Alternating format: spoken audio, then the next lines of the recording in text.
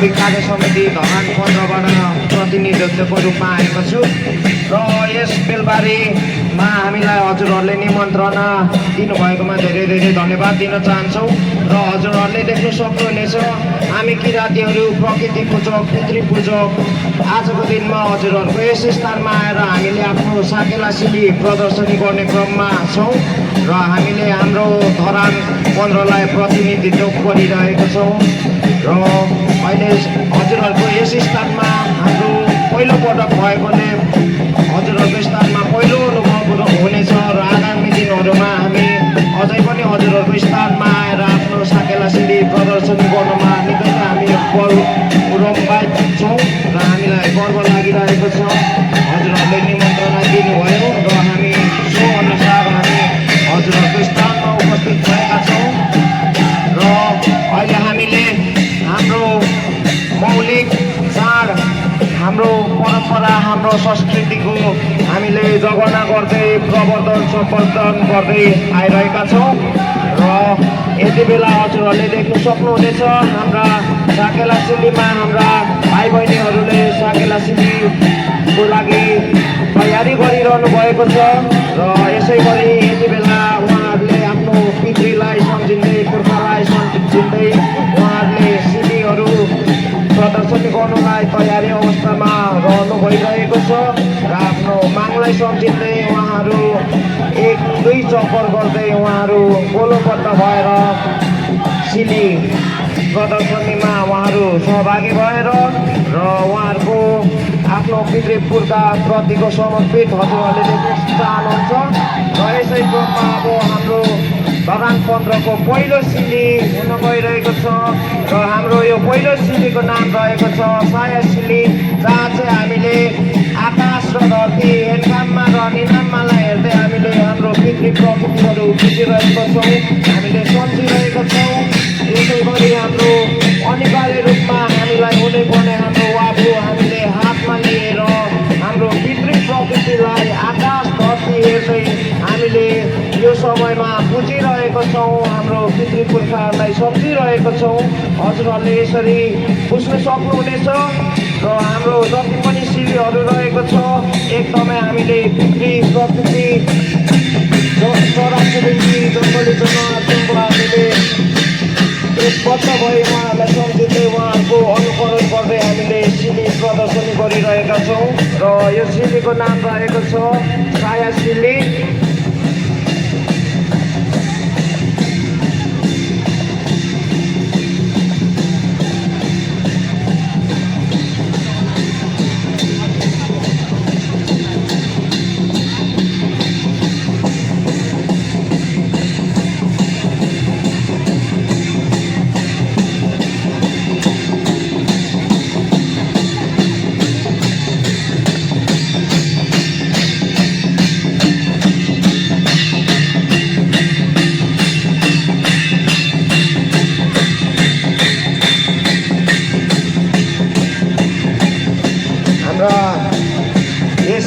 साया सिलीमा हाम्रा सिली प्रदर्शनी गर्नुहुने हाम्रा भाइ बहिनी हाम्रा धरान 15का भाइ बहिनीहरू उहाँहरूले आफ्नो पितृ प्रकृति सम्झेर साया सिली गर्नुहुँदैछ र अब हाम्रो दोस्रो सिली रहेको छ र यो दोस्रो सिलीको नाम रहेको छ शिकारी सिली जसमा हाम्रा पुर्खाहरूले त्यो समयमा शिकार खेलेर आफ्नो जीविका पार्जन गर्नुहुन्थ्यो त्यही सिलीलाई नेतृत्व गरेर उहाँहरूले आफूले बनाएको धनुकाँडको सामग्रीको उचित रूपमा प्रदर्शनी गरिरहनु भएको छ र यो सिलीको नाम रहेको छ शिकारी सिली उहाँहरूले दायाँ बायाँ माथि हेलखाममा निनाममा सबैलाई सम्झेर आफ्नो पितृ प्रकृतिलाई सम्झेर आफूमा रहेको धनुकाँड हाम्रो जुन विशेष हतियार रहेको छ त्यसको प्रदर्शनी गरिरहनु भएको छ हजुरहरूको सामुन्ने र यसको हामीले आफ्नै आँखाले हेरिरहेका छौँ र यसको गवाह यसको साक्षी आजको दिनमा हामी हजुरहरूको सामुन्ने गरिरहेको छौँ यो सिलीको नाम रहेको छ शिकारी सिली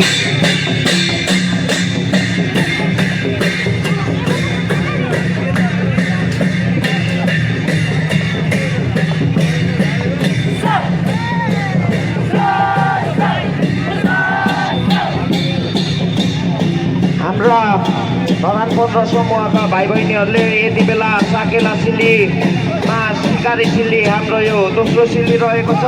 उहाँहरूले दायाँ बायाँ गर्दै शिकार हेर्दै उहाँहरूले आफ्नो शिकारप्रति लक्ष्य तानेर आफ्नो धनुकाँड छोडिरहनु भएको छ। हजुरहरूले देखिराख्नु भएको छ।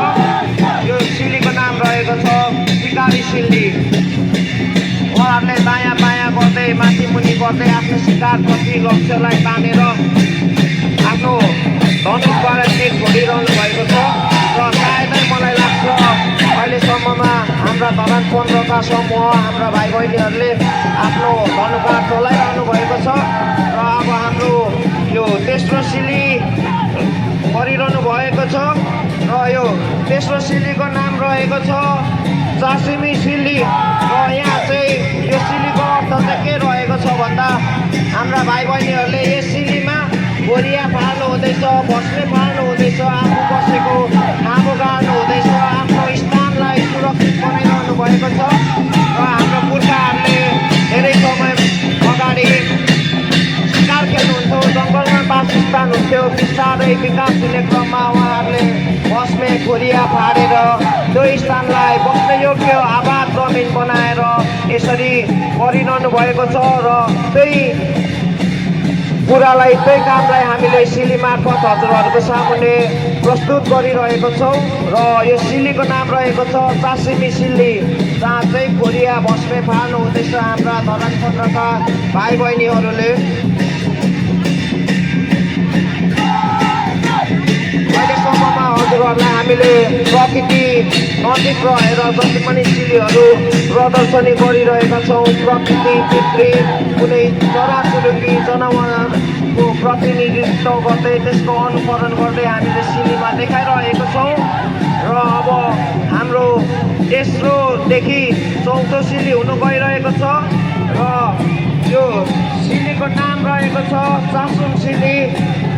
चासो मतलब अन्न बालीको सिल्ली, जहाँ योभन्दा अगाडि उहाँहरूले भस्मे खोरिया फाडेर आबाद बनाएको जङ्गल खेतीयोग्य बनाउनु भएको जङ्गलमा खन्दै हाम्रो चेलीहरूले त्यसमा रोप्दै धान रोप्दै बिउ रोप्दै सिल्लीमा हजुरहरूलाई प्रस्तुत गरिरहनु भएको छ।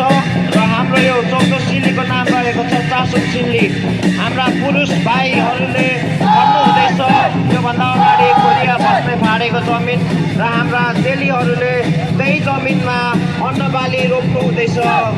हजुरहरूले हाम्रो सिल्ली देखिरहनु भएको छ। हाम्रो धरान 15का साकेला सिल्ली समूह हजुरहरूको स्थानमा पहिलोचोटि आइरहेका छौँ हामी। र हजुरहरूको सामुन्ने आफ्नो साकेला सिल्ली प्रदर्शनी गर्नु पाउँदा हामीलाई निकै नै खुसी लागेको छ। र यो हाम्रो चौथो सिल्ली, यसको नाम रहेको छ चासुङ सिल्ली।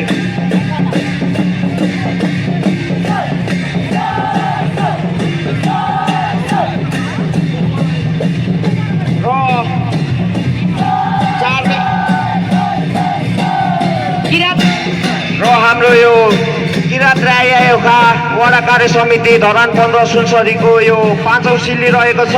र यो सिल्लीको नाम रहेको छ मोछामा सिल्ली, जहाँ हामीले हाम्रो पितृहरूलाई सम्झिँदै मोछामा अथवा माछाकोपमा यो सिल्ली हामीले हजुरहरूको सामुन्ने प्रदर्शनी गरिरहेका छौँ।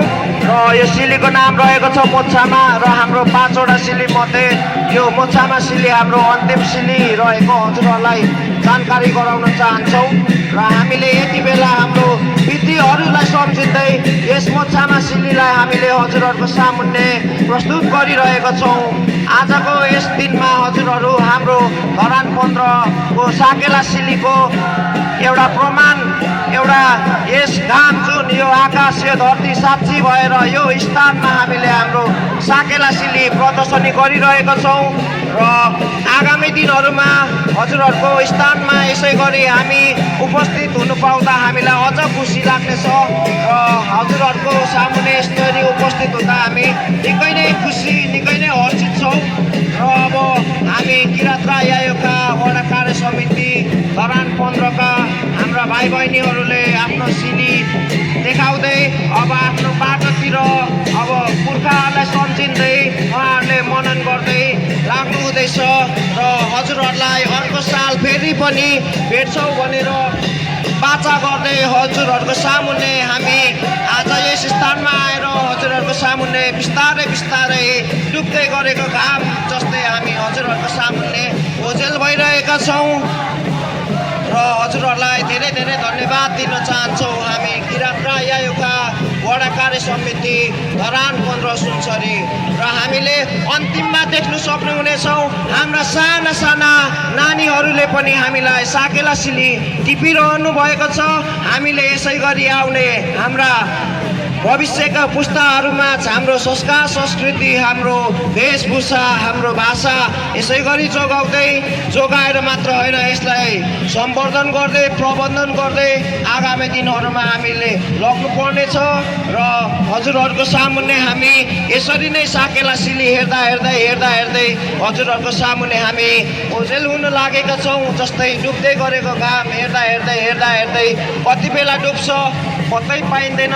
त्यसै गरी अन्तिममा हजुरहरूलाई आफ्नो पहिचान देखाउँदै हाम्रा किराँत राई आयोगका वडा कार्य समिति धरान 15 को ब्यानर पनि हजुरहरू सामुन्ने बिदाई हुँदै साथै हाम्रा चासुङ हाम्रो अन्नबालीमा लाग्ने कुराहरू शिकारको लागि लाग्ने कुराहरू धनुकाँड लिएर हामी हजुरहरूको सामुन्ने ओझेल हुन जाँदैछौँ र हजुर